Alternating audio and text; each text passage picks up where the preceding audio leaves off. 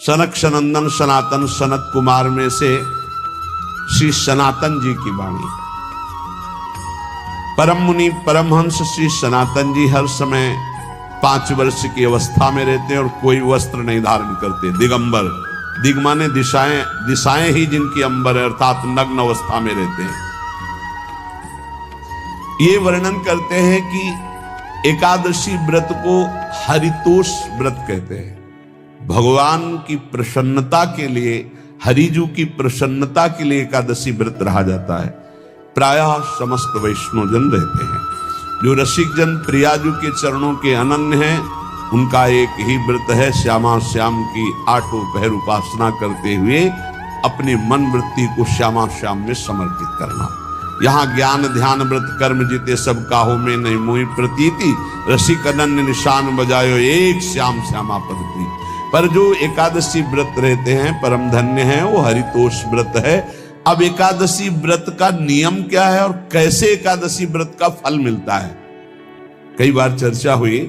बहुत सुंदर तस्मात् शास्त्रम प्रमाणम ते, शास्त्र प्रमाण के अनुसार श्री सनातन मुनि बोल रहे हैं, अथ ते नियमान वच्मि व्रते ह्रस्मिन् दिनत्रये, कास्यम मानुषम मसूरान्नम चणकान को द्रवास्तथा, शाकम मधुपरान्नम च पुनर्भोजन मैथुने, दशम्याम 10 वस्तूनि वर्जयेत वैष्णवः सदा। जिसे एकादशी रहनी हो और एकादशी का फल प्राप्त करना हो, उसको ये नियम पालन करना चाहिए। अथ ते नियमान वच्मि व्रते ह्रस्मिन् दिनत्रये, उसको 3 दिन, एक तो दशमी और एक द्वादशी और फिर बीच में एकादशी, उसको 3 दिन संयम में रहना होता है, तब बीच की एकादशी का उसे फल प्राप्त होता है। जिसे एकादशी व्रत रहना हो, उसका नियम है कि दशमी के दिन कांसे के पात्र का त्याग करें। वैष्णव सिद्धांत है कि कभी जिसमें मांस बना उस रसोई का भोजन न ग्रहण करें। मसूर की दाल, चना की दाल, कोदो और कोई भी शाक, शहद, दूसरों का अन्न, दोबारा भोजन और मैथुन, ये दशमी के दिन त्याग दे। एक बार दशमी के दिन भोजन करे 24 घंटे में, क्योंकि एकादशी रहना है। कांसे का पात्र, जिस रसोई में मांस बना उसके भोजन का त्याग, मसूर की दाल, चना, कोदो, शाक, मधु अर्थात शहद और दूसरे के द्वारा दिया हुआ भोजन और दोबारा भोजन और मैथुन क्रिया, इनका दशमी के दिन कभी भी प्रयोग ना करें। इन 10 वस्तुओं से वैष्णव दूर रहे दशमी के दिन। फिर एकादशी के व्रत में, ये पीछे तो हम वर्णन कर ही चुके हैं, कहीं नहीं आया यहाँ कुटू का कचौड़ी पकौड़ी और सिंघाड़ा का हलवा और ये दुनिया के खीर और सब। ये एकादशी के दिन किसी भी तरह की गेम आदि क्रीड़ा ना खेले। जैसे अब आज व्रत है तो बैठे हैं अपना मोबाइल में गेम खेल रहे हैं, ऐसा कोई भी क्रीड़ा नहीं। द्वित क्रीड़ा, किसी भी तरह का गेम, ये सब खेल नहीं। द्वित क्रीड़ाम च निद्राम च तांबूलम दंत धावनम, परापवादम पैशून्यम स्तेयम हिंसाम तथा रतिम, कोपम हनत वाक्यम च एकादश्याम विवर्जयेत। एकादशी के दिन उपासक को चाहिए कि वो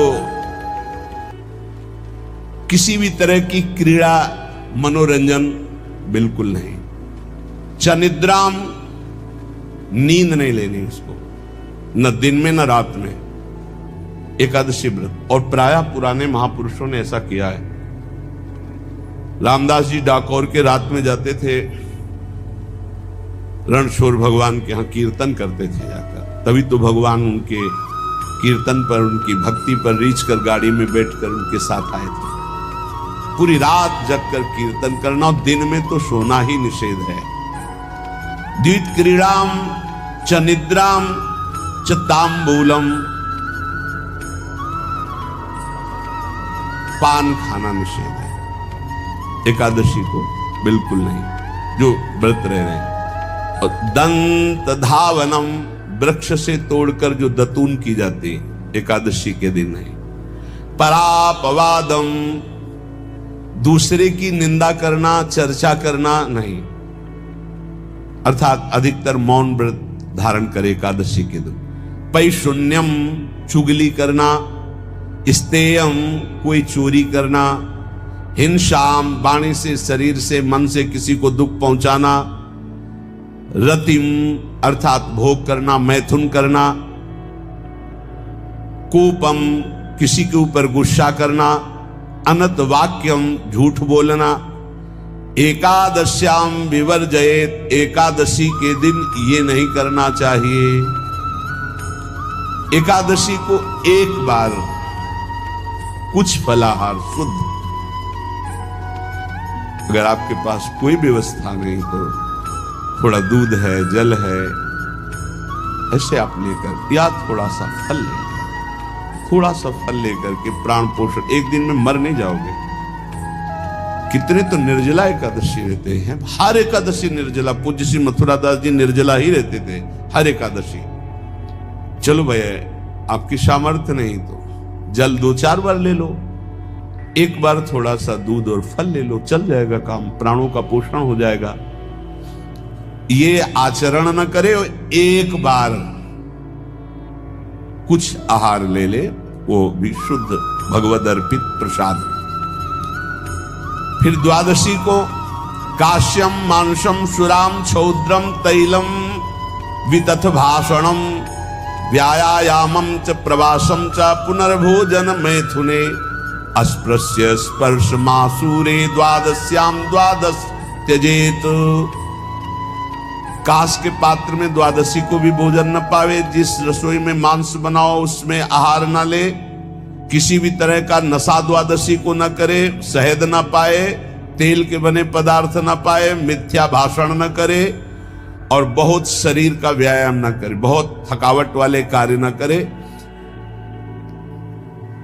दोबारा भोजन न करे, एक बार द्वादशी को भी भोजन पवित्र। मैथुन न करे, जिसका स्पर्श नहीं किया जाता ऐसे पदार्थों का स्पर्श न करे। और मसूर की दाल न खाए।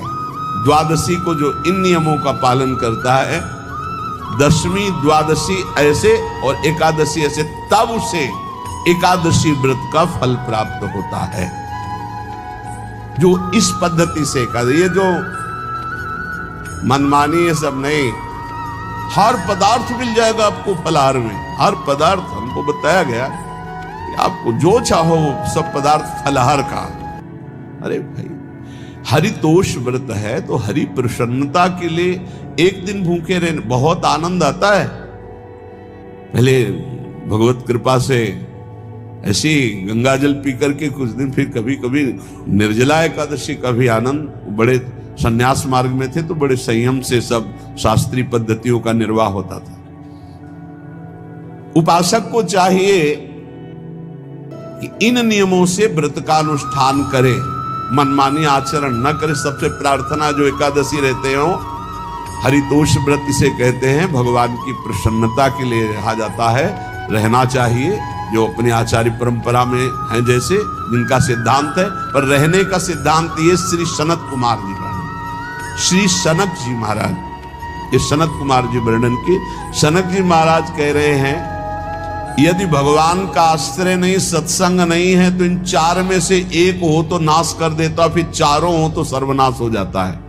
यौवनम धन संपत्ति प्रभुत्व विवेकता एकैपमप्यनर्थाय किमु यत्र चतुष्टयम। यदि सत्संग नहीं है, यदि भगवद आश्रय नहीं है, खूब धन हो, जवान अवस्था हो, बढ़िया पद मिला हो, प्रभुत्व चलता हो और अज्ञान हो, फिर क्या कहना है?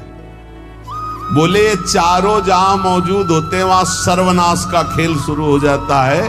अगर इनमें से एक हो तो सर्वनाश करने में पर्याप्त है, और अगर चारों हो तो फिर क्या कहना है। यौवनम जवान हो, धन संपत्ति, खूब रुपया पैसा हो, प्रभुत्व, कोई पद हो, कोई अधिकार हो बड़ा, फिर अविवेकता और अज्ञानी हो, तो बोले एक नाश कर देगा, फिर चारों तो नाश ही कर देंगे। अगर सत्संगी है तो ये चारों महान कार्य कर देंगे। क्या यौवनम, जवान है, खूब दूसरों की सेवा, मेहनत पूर्वक धन संपत्ति कमाकर माता पिता की सेवा, परिवार की सेवा, हे